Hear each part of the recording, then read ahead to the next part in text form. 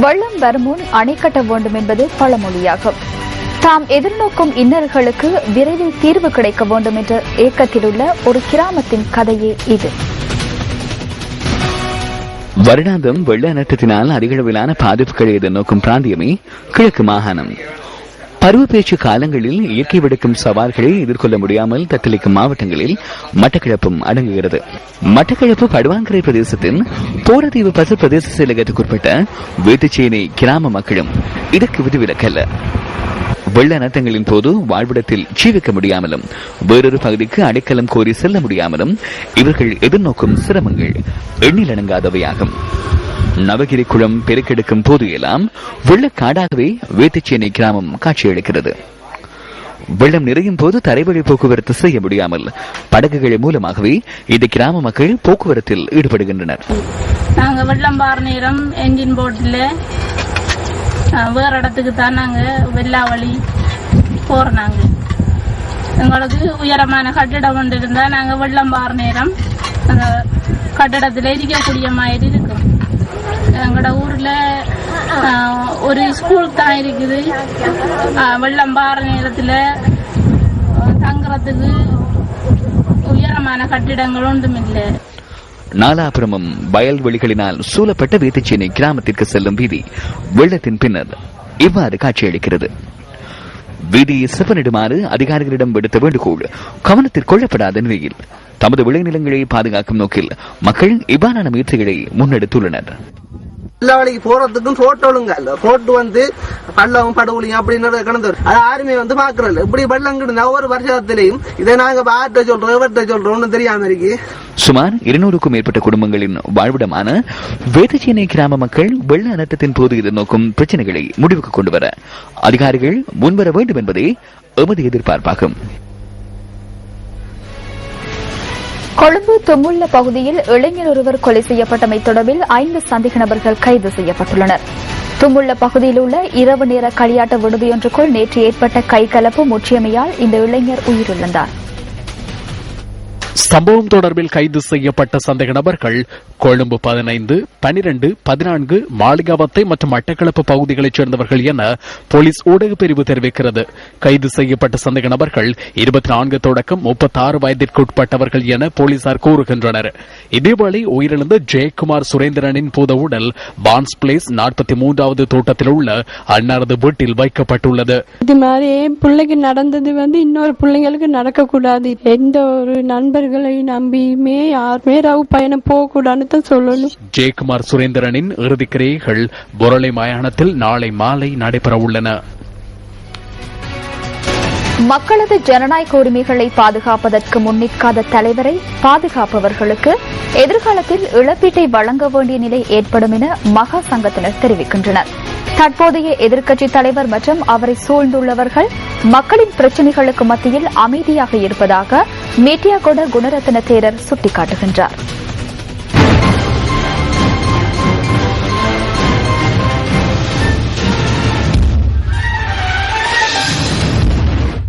දැන් වර්තමාන සත්‍ය මොකක්ද? ඒක සජාතික පක්ෂ. බොහොම කනගාටුදායකයි. විපක්ෂ நாயකයා කියලා ஐக்கிய தேசிய கட்சியின் தற்போதைய நிலைமை எவ்வாறு உள்ளது? மிகவும் கவலைக்குரியதாகவே உள்ளது. எதிர்க்கட்சி தலைவர் என ரணில் விக்ரமசிங்கவை கூறுகின்றனர். அவர் எதிர்க்கட்சி தலைவராக புலப்படவில்லை. அரசாங்க தரப்பில் உள்ளவராகவே அவர் அனைத்தையும் முன்னெடுக்கிறார். கடந்த காலத்தில் இடம்பெற்ற ஒவ்வொரு விடயங்களையும் அவதானிக்கும் போது அவர் கட்சியின் தலைவராகவோ எதிர்க்கட்சி தலைவராகவோ செயற்படவில்லை.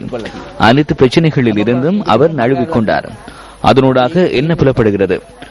தலைமைத்துவம் என்பது சாதாரண விடயம் ஒன்று அல்ல. தலைமைத்துவத்துக்கு முதுகெலும்பு இருக்க வேண்டும். நேர்த்தியான கொள்கைகள் இருக்க வேண்டும். நேர்மையாக செயற்படுபவர்கள் இருக்க வேண்டும். பொதுச் செயலாளர் திசாத்தநாயக்க, ஜோசப் மைக்கேல் பெரேரா மக்கள் செல்வாக்கற்றவர்கள். தேசிய பட்டியலின் ஊடாக பார்லிமெண்டத்துக்கு தெரிவு செய்யப்பட்டவரே திசாத்தநாயக்க. மக்கள் செல்வாக்கு இருக்குமாயின் ஏன் தேசிய பட்டியலின் ஊடாக பார்லிமெண்டத்திற்கு இவர்கள் செல்ல வேண்டி ஏற்படுகிறது? ஐக்கிய தேசிய கட்சியின் பொதுச் செயலாளர்களாக சிரேஷ்டத்துவம் மிக்கவர்களே செயற்பட்டுள்ளனர். காமினி ஜெயசூரிய, ரஞ்சன் விஜயரத்ன போன்ற சிரேஷ்ட தலைவர்கள் பிரதிநிதித்துவப்படுத்திய கட்சியே இது. தற்போது இது அழிவை நோக்கி நகர்ந்து கொண்டிருக்கிறது. ஐக்கிய தேசிய கட்சியை அழித்தது போன்று ஒன்றிணைந்த எதிர்க்கட்சி ஒன்று இருக்கும் பட்சத்தில் அதனையே இல்லாதொழிப்பதற்கு தற்போது முயற்சிக்கின்றனர். என்றாவது இதற்கான இழப்பீட்டை வழங்க வேண்டும் என்பதை நினைவில் கொள்ளுங்கள். மக்கள் புரிந்து கொள்ள வேண்டும், சிந்திக்க வேண்டும். எதிர்காலத்தில் மக்களுக்கு சிறந்த சந்தர்ப்பம் ஒன்று கிட்ட உள்ளது. அந்த சந்தர்ப்பத்தில் நாம் எவ்வாறானதொரு தீர்மானத்தை எடுக்க வேண்டும் என மக்கள் சிந்திக்க வேண்டும். நாட்டிற்கு தேசிய தலைமைத்துவம் ஒன்றின் அவசியம் தற்போது நிலவுகிறது. இன்றைய பத்திரிகைகளில் வெளியான கேலி சித்திரங்களிலிருந்து நாம் தெரிவு செய்த கேலி சித்திரம் அடுத்து.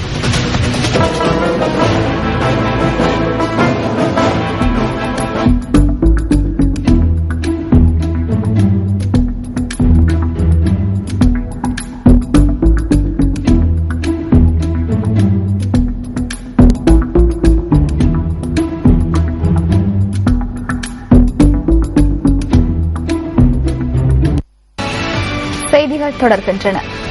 கபிகாவத்த அருள்மிகு ஸ்ரீ கைலாசநாதர் சுவாமி தேவஸ்தானத்தின் வருடாந்த மாசிமக மகோத்சவ பெருவிழா இன்று கொடியேற்றத்துடன் இனிதே ஆரம்பமானது. ஸ்ரீ கைலேஸ்வரம் என போற்றப்படும் கபிகாவத்த அருள்மிகு ஸ்ரீ கைலாசநாதர் சுவாமி தேவஸ்தானத்தில் இன்று காலை ஸ்ரீ கைலாசநாதருக்கு விசேட பூஜைகள் நடைபெற்றன.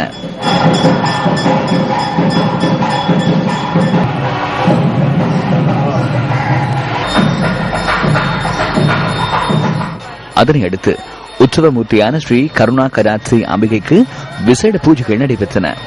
வேத மந்திர உச்சாடனங்களுடனும் மங்கள வாத்தியங்களின் முழக்கத்துடனும் நடைபெற்ற இந்த பூஜைகளில் பக்தர்கள் கலந்து கொண்டனர்.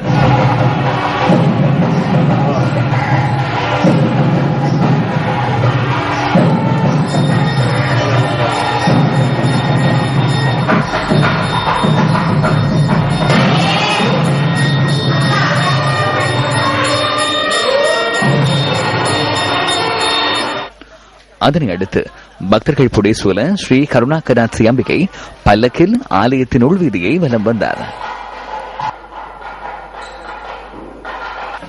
பின்னர் மாசிமக மகோத்சவ பெருவிழாவின் கொடியேற்றம் நடைபெற்றது. அருள்மிகு ஸ்ரீ கைலாசநாதர் சுவாமி தேவஸ்தானத்தின் வருடாந்த மாசிமக மகோத்சவ பெருவிழாவின் ரதோற்சவ திருவிழா எதிர்வரும் 24ஆம் தேதி நடைபெறவுள்ளமை குறிப்பிடத்தக்கதாகும். கலைஞராகவும் அரசியல் தலைவராகவும் நாட்டு மக்களின் மனங்களில் நீங்காத இடம் பிடித்த மறைந்த விஜயகுமார துங்கவின் 25வது ஞாபகார்த்த தினம் இன்று அனுஷ்டிக்கப்படுகின்றது. இதனை முன்னிட்டு ஏற்பாடு செய்யப்பட்டிருந்த சில நிகழ்வுகள் இன்று நடைபெற்றன. கட்டுநாயக்க 18ஆம் மைல் கல்லுக்கு அருகில் விஜயகுமார் துங்கவின் சமாதிக்கு அருகில் முன்னாள் ஜனாதிபதி சந்திரிகா பண்டாரநாயக்க குமார் துங்கவின் தலைமையில் விசேட ஞாபகார்த்த நிகழ்வு ஒன்று இன்று முற்பகல் இடம்பெற்றது. சர்வமத அனுஷ்டானங்களின் பின்னர் விஜயகுமார் துங்கவின் சிலைக்கு இதன்போது மலரஞ்சலி செலுத்தப்பட்டது.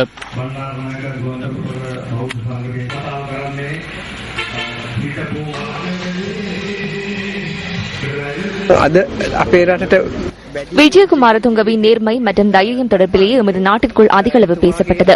பல தடைகள் இருந்த போதிலும் தாம் எண்ணியவற்றுக்காக போராடி உயிர் துறந்தார். அவ்வாறந்தொரு அரசியல்வாதியை இன்று எமது நாட்டில் தேடுவது கடினமாகும். எனினும் விஜயகுமார துங்க உயிரிழந்த பின்னரும் அவரது நேர்மை மற்றும் தைரியத்தினால் இன்றும் அவர் முன்னுதாரணமாக திகழ்கின்றார். விஜயகுமார் துங்க மனிதாபிமானமிக்க ஒருவர்.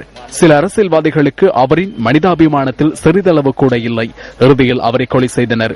இதன் பின்னால் யார் இருந்தார்கள் என்பதனை இந்த சிலைக்கு முன்னால் இன்று அச்சமின்றி தெரிவிக்க முடியும்.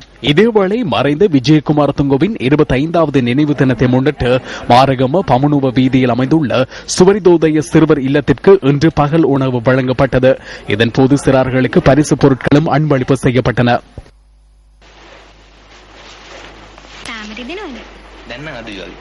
1945ஆம் ஆண்டு அக்டோபர் 9ஆம் தேதி கட்டான சீதுவை பகுதியில் பிறந்த விஜயகுமார் துங்க 1969ஆம் ஆண்டு சினிமா துறைக்குள் பிரவேசித்தார். 3 தசாப்தங்களுக்கு அதிகமான நாட்டின் பிரபல சினிமா கலைஞராக திகழ்ந்த அன்னார் தனது திறமையினால் இசைத்துறையிலும் தடம் பதித்தார். 1977ஆம் ஆண்டு செயற்பாட்டு அரசியலில் பிரவேசித்த அன்னார் ஸ்ரீலங்கா சுதந்திர கட்சியின் வேட்பாளராக கட்டான தொகுதியில் போட்டியிட்டார்.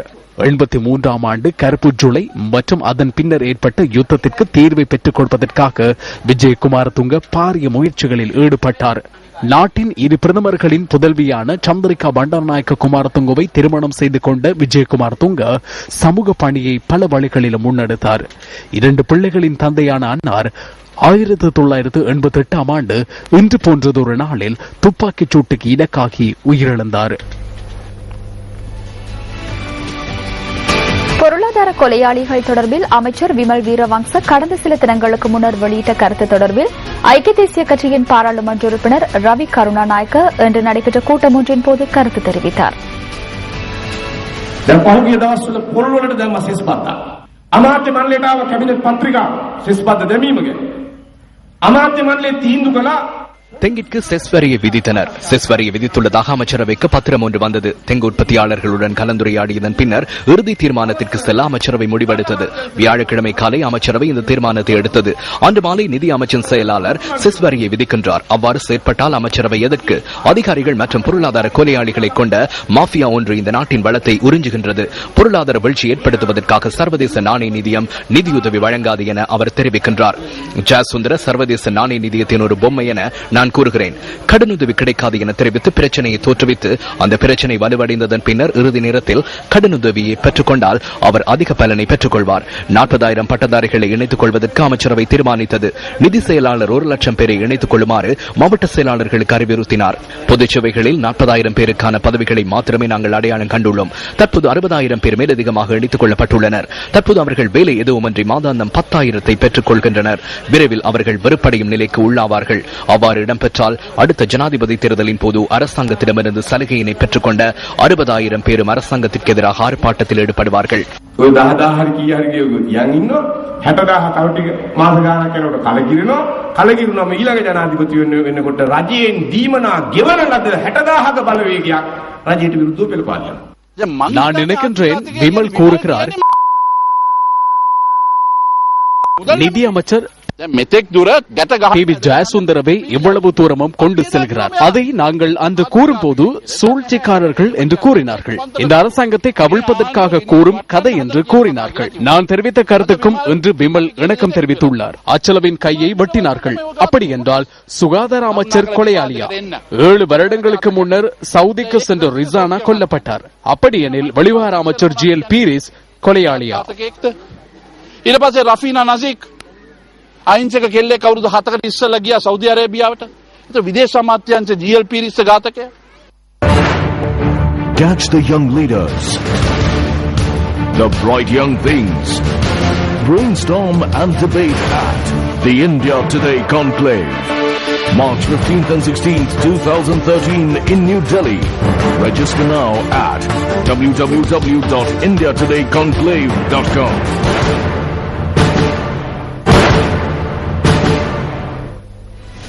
இத்துடன் நியூஸ் 15 8 மணி பிரதான செய்திகள் நிறைவு பெறுகின்றன. வணக்கம்.